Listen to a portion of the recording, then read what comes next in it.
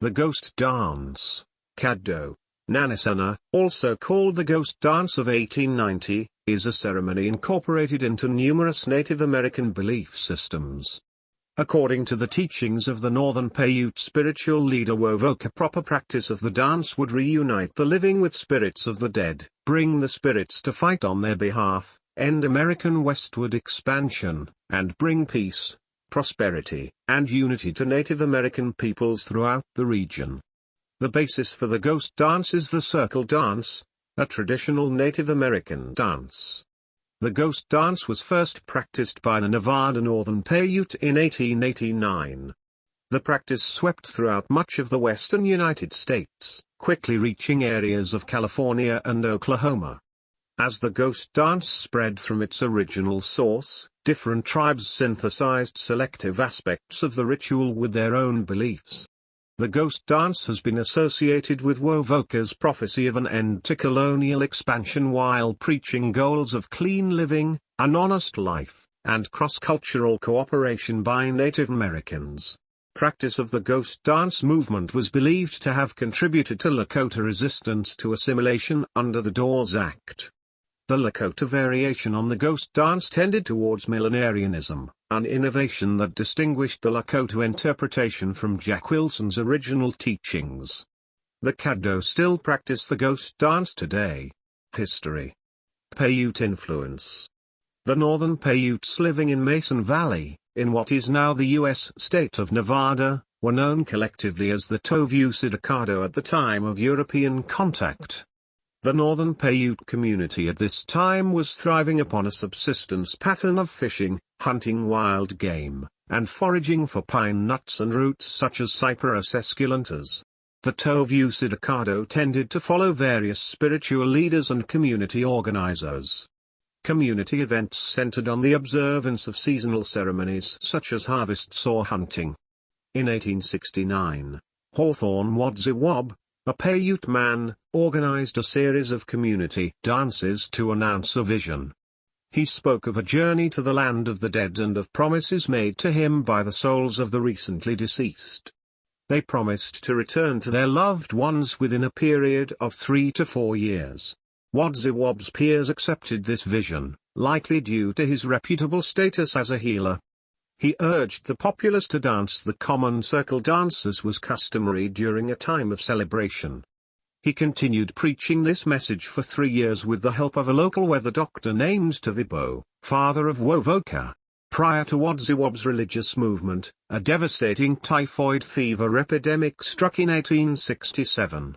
This and other European diseases killed approximately 1/10 of the total population, resulting in widespread psychological and emotional trauma. The disruption brought disorder to the economic system and society. Many families were prevented from continuing their nomadic lifestyle. Round dance influence. A round dance is a circular community dance held usually around an individual who leads the ceremony. Round dances may be ceremonial or purely social. Usually, the dancers are accompanied by a group of singers who may also play hand drums in unison.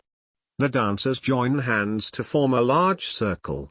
The dancers move with a side shuffle step to reflect the long-short pattern of the drum beat, bending their knees to emphasize the pattern. During his studies of the Pacific Northwest tribes, the anthropologist Leslie Spear used the term prophet dances to describe ceremonial round dances where the participants seek trance, exhortations and prophecy.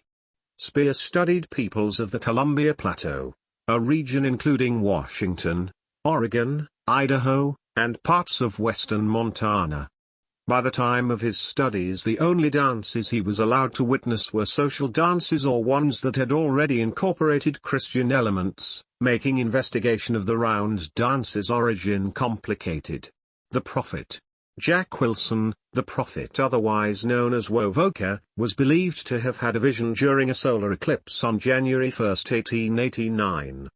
It was reportedly not his first time experiencing a vision, but as a young adult, he claimed that he was then better equipped, spiritually, to handle this message. He had received training from an experienced holy man under his parents' guidance after they realized that he was having difficulty interpreting his previous visions. Jack was also training to be a weather doctor, following in his father's footsteps. He was known throughout Mason Valley as a gifted and blessed young leader. Preaching a message of universal love, he often presided over circle dances, which symbolized the sun's heavenly path across the sky. Anthropologist James Mooney conducted an interview with Wilson prior to 1892. Mooney confirmed that his message matched that given to his fellow Indians. This study compared letters between tribes. According to Mooney, Wovoka said he stood before God in heaven and had seen many of his ancestors engaged in their favorite pastimes, and that God showed Wovoka a beautiful land filled with wild game and instructed him to return home to tell his people that they must love each other and not fight. He also stated that Jesus was being reincarnated on earth in 1892, that the people must work, not steal or lie, and that they must not engage in the old practices of war or the traditional self-mutilation practices connected with mourning the dead. He said that if his people abided by these rules, they would be united with their friends and family in the other world, and in God's presence. There would be no sickness, disease, or old age. Mooney writes that Wovoka was given the ghost dance and commanded to take it back to his people. He preached that if the 5-day dance was performed in the proper intervals, the performers would secure happiness and hasten the reunion of the living and deceased. Wovoka said that the Creator gave him powers over the weather and that he would be the deputy in charge of affairs in the western United States, leaving current President Harrison as God's deputy in the East. Jack claims that he was then told to return home and preach God's message. Wovoka claimed to have left the presence of God convinced that if every Indian in the West danced the new dance to hasten the event, all evil in the world would be swept away, leaving a renewed earth filled with food, love, and faith. Quickly accepted by his Paiute brethren, the new religion was termed dance in a circle, because the first European contact with the practice came by way of the Lakota. Their expression spirit dance was adopted as a descriptive title for all such practices. This was subsequently translated as ghost dance. Spread of the prophet's message. Through Native Americans and some white settlers, Wovoka message spread across much of the western portion of the United States. Early in the religious movement, many tribes sent members to investigate the self-proclaimed prophet, while other communities sent delegates only to be cordial. Regardless of their initial motivations, many left as believers and returned to their homeland preaching his message. The ghost dance was also investigated by many Mormons from Utah, for whom the concepts of the Indian prophet were familiar and often accepted. While many followers of the ghost dance believed Wovoka to be a teacher of pacifism and peace, others did not. An elaboration of the ghost dance concept was the development of ghost shirts, which was special clothing that warriors could wear. They were rumored to repel bullets through spiritual power. It is uncertain where this belief originated. Scholars believe that in 1890 Chief Kicking Bear introduced the concept to his people, the Lakota, while James Mooney argued that the most likely source is the Mormon temple garment which Mormons believe protect the pious wearer from evil. The Lakota interpretation drew from their traditional idea of a renewed earth in which all evil is washed away. This Lakota interpretation included the removal of all European Americans from their lands. They told the people they could dance a new world into being. There would be landslides, earthquakes, and big winds. Hills would pile up on each other. The earth would roll up like a carpet with all the white man's ugly things, the stinking new animals, sheep and pigs, the fences, the telegraph poles, the mines and factories. Underneath would be the wonderful old new world as it had been before the white fat takers came. Political influence. In February 1890, the United States government broke Lakota Treaty by adjusting the Great Sioux Reservation of South Dakota, an area that formerly encompassed the majority of the state, and breaking it up into 5 smaller reservations. The government was accommodating white homesteaders from the eastern United States. In addition, It intended to break up tribal relationships and conform Indians to the white man's ways, peaceably if they will, or forcibly if they must. On the reduced reservations, the government allocated family units on 320-acre, 1.3 square kilometers, plots for individual households. The Lakota were expected to farm and raise livestock, and to send their children to boarding schools. With the goal of assimilation, the schools taught English and Christianity, as well as American cultural practices. Generally, they forbade inclusion of Indian traditional cultures and languages. To help support the Lakota during the period of transition, the Bureau of Indian Affairs, BIA, was to supplement the Lakota with food and to hire white farmers as teachers for the people. The farming plan failed to take into account the difficulty that Lakota farmers would have in trying to cultivate crops in the semi-arid region of South Dakota. By the end of the 1890 growing season, a time of intense heat and low rainfall, it was clear that the land was unable to produce substantial agricultural yields. Unfortunately, this was also the time when the government's patience with supporting the so-called lazy Indians ran out. Rations for the Lakota were halved. With the bison having been virtually eradicated a few years earlier, the Lakota were at risk of starvation.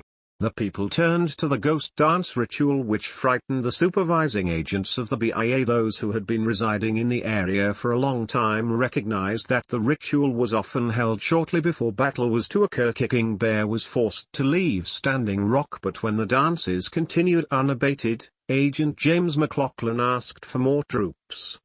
He claimed the Hunkpapa spiritual leader Sitting Bull was the real leader of the movement. A former agent, Valentine McGillicuddy, saw nothing extraordinary in the dances and ridiculed the panic that seemed to have overcome the agencies, saying, "The coming of the troops has frightened the Indians. If the Seventh-day Adventists prepare the ascension robes for the second coming of the Savior, the United States Army is not put in motion to prevent them. Why should not the Indians have the same privilege? If the troops remain, trouble is sure to come." Nonetheless, thousands of additional U.S. Army troops were deployed to the reservation. On December 15, 1890, Sitting Bull was arrested for failing to stop his people from practicing the ghost dance. During the incident, one of Sitting Bull's men, Catch the Bear, fired at Lieutenant Bullhead, striking his right side. He instantly wheeled and shot Sitting Bull, hitting him in the left side, between the 10th and 11th ribs. This exchange resulted in deaths on both sides, including that of Sitting Bull. Wounded Knee. Main articles: Wounded Knee Massacre and Ghost Dance War. Spotted Elk, Lakota, Unpangleska, also known as Bigfoot, was a Miniconjou leader on the U.S. Army's list of troublemaking Indians. On December 29, 1890, he was stopped while en route to convene with the remaining Lakota chiefs. U.S. Army officers forced him to relocate with his people to a small camp close to the Pine Ridge Agency. Here the soldiers could more closely watch the old chief. That evening, December 28, the small band of Lakota erected their teepees on the banks of Wounded Knee Creek. The following day, during an attempt by the officers to collect weapons from the band, one young, deaf Lakota warrior refused to relinquish his arms. A struggle followed in which somebody's weapon discharged into the air. One U.S. officer gave the command to open fire, and the Lakota responded by taking up previously confiscated weapons. The U.S. forces responded with carbine firearms and several rapid-fire light artillery Hotchkiss guns mounted on the overlooking hill. When the fighting had concluded, 25 U.S. soldiers lay dead, many killed by friendly fire. Among the 153 dead Lakota, most were women and children. Following the massacre, Chief Kicking Bear officially surrendered his weapon to General Nelson A. Miles. Aftermath: 20 U.S. soldiers received medals of honor for their actions. American Indian and human rights activists have referred to these as medals of dishonor and called for the awards to be rescinded, but none of them have ever been revoked. Following the Wounded Knee Massacre, open participation in the ghost dance movement declined gradually for fear of continued violence against practitioners. Like most Indian ceremonies, it became clandestine rather than dying out completely. Congress officially apologized for the Wounded Knee massacre in 1990 but did not rescind any medals of honor at that time. Rejection.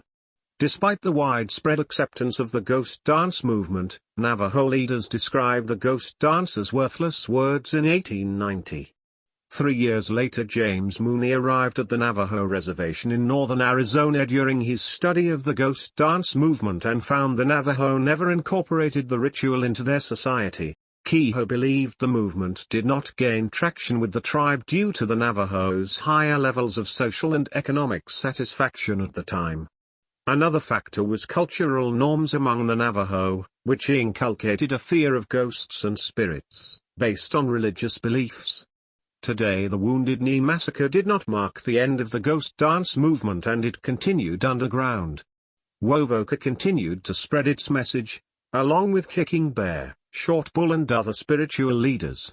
During the Wounded Knee incident of 1973, Lakota men and women, including Mary Brave Bird, did the ghost dance ceremony on the site where their ancestors had been killed. In her book Lakota Woman, Brave Bird wrote that ghost dances continue as private ceremonies,